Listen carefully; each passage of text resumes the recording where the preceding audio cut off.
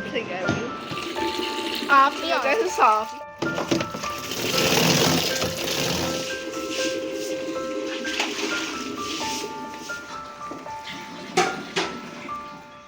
अस्सलाम वालेकुम, welcome again to my channel. Hopefully आप सभी ठीक ठाक होंगे और मैं भी शुक्र अल्हम्दुलिल्लाह बिल्कुल ठीक ठाक हूँ। एक और मज़े के नए और एक्साइटिंग व्लॉग में आप सभी को वेलकम है। तो अभी सुबह मॉर्निंग का टाइम है।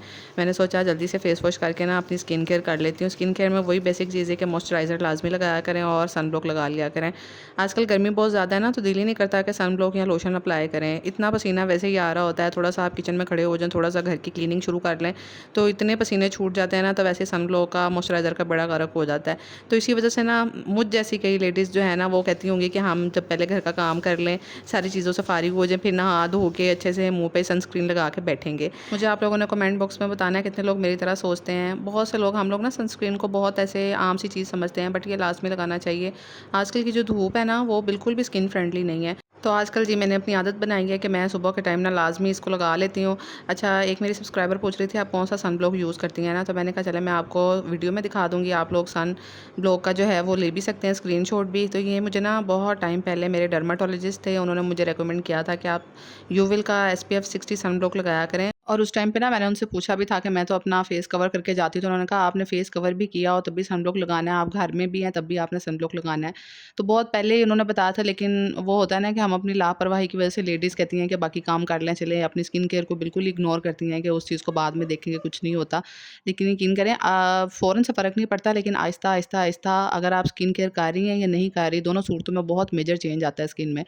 अच्छा, यहाँ पे मैं बेडशीट वगैरह चेंज करने लगी थी रूम की, और बेडशीट जो है ना वो मैं लाज़मी चेंज कर लेती हूँ। हफ़्ते में ना 2 दफ़ा अपने रूम की चेंज करती हूँ और 1 दफ़ा बच्चों के बेडरूम की चेंज करती हूँ, क्योंकि बच्चे जो है वो अपने बेडरूम में आजकल कम ही होते हैं, स्टडी टेबल पे पढ़ लेते हैं ज़्यादातर, और हमारे रूम में ज़्यादातर होते हैं क्योंकि गर्मी है ना, तो यहीं पे एसी की वज़ह से बच्चे इसी रूम में आ जाते हैं ज़्यादा। तो फिर यहाँ पे ना मुझे तकरीबन बाज़ दफ़ा हफ़्ते में 3 दफ़ा भी चेंज करनी पड़ जाती है, क्योंकि बच्चे हैं, कभी कुछ गिरा देते हैं, कभी कुछ हो जाता है बेडशीट। तो मुझे ना गंदी बेडशीट बिल्कुल पसंद नहीं है। मेरे बेड के ऊपर सिलवटें पड़ी हों या मेरी बेडशीट गंदी हुई हो ना, बच्चे कुछ गिरा दें, तो मुझे बहुत ही उलझन होती है। तो मेरा होता है दिल कि मैं बस उसी टाइम उतार के चेंज कर दूँ। तो ये मैंने ना बेडशीट एप्रीकॉट से मंगवाई थी।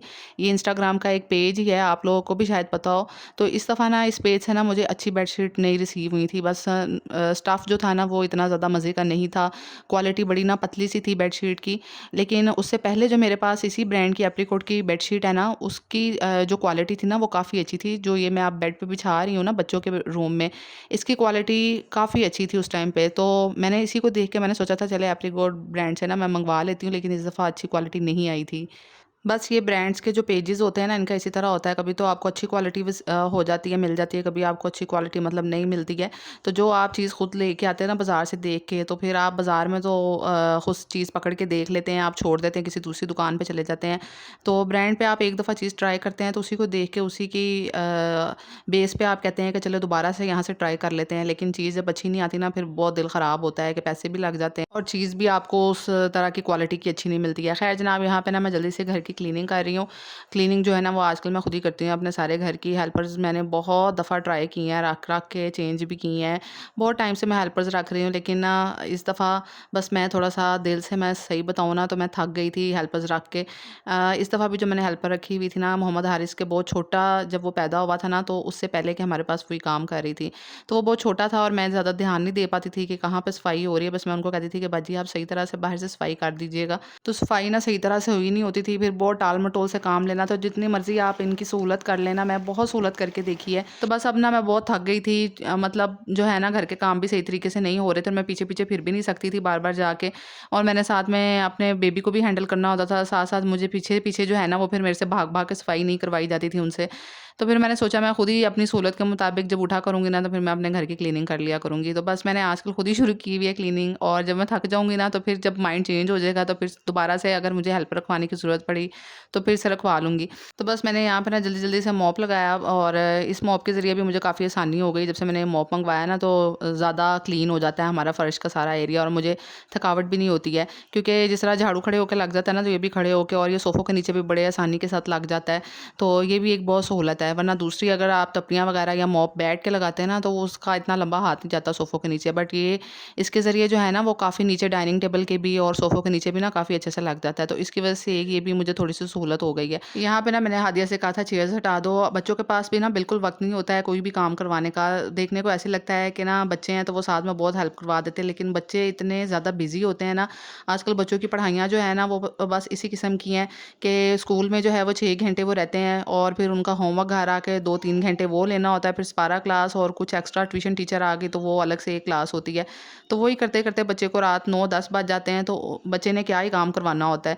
तो फिर बस जब इनको लास्ट वीकेंड पे जैसे जुम्मा हफ्ता इतवार की छुट्टी होती है ना, तो उन दिनों में जब मेरा कोई एक्स्ट्रा काम होता है तो फिर मैं उन दिनों में कर लेती हूँ साथ साथ। बस यहाँ पे ना मैंने मशीन में भी साथ ही कपड़े धोने के लिए डाल दिए थे, बेडशीट्स वगैरह। और यहाँ पे ना ये डोर मैट रह गया था, तो मैंने कहा ये भी बहुत गंदा हुआ था, मिट्टी मिट्टी बहुत इस पर नज़र आ रही थी। मैंने कहा इसको भी ना वॉश कर देती हूँ। और जब मैं कपड़े धोती हूँ ना वॉशिंग मशीन में डालने के लिए आती हूँ, तो फिर मैं पीछे वाला सारा एरिया जो है ना वॉशिंग एरिया उस टाइम पे ही मैं झाड़ू के साथ वॉश कर देती हूँ। बस इस तरीके से ना मैं अपने घर के काम मैनेज कर लेती हूँ। जब मैंने कपड़े वॉश करने हो ना तो मैं साथ ही कपड़े डालती हूँ वॉशिंग मशीन में और पीछे का एरिया धो देती हूँ। यहाँ पे ना मैंने मॉप लगा लिया था, तो मैंने कहा ये स्पिन मॉप वाला जो सारी ये बकेट है ना इसको भी मैं अच्छे से वॉश कर देती हूँ। लगे हाथ साथ साथ ही अगर आप काम कर लेना तो आपके काफ़ी काम निपटे रहते हैं, बजाय इससे कि हम उसको उठा के रख देंगे चले कल वॉश हो जाएगा परसों हो जाएगा। तो इस तरीके से ना कामों का बर्डन बनता जाता है। तो इसलिए जो चीज़ लगे हाथ, जो चीज़ हाथ पे आए ना मेरे, तो मैं तो उसको उसी साथ साथ ही मतलब क्लीन कर देती हूँ, ताकि ना बाद में मेरे सर के ऊपर कोई बर्डन ना बना हुआ रहे ना।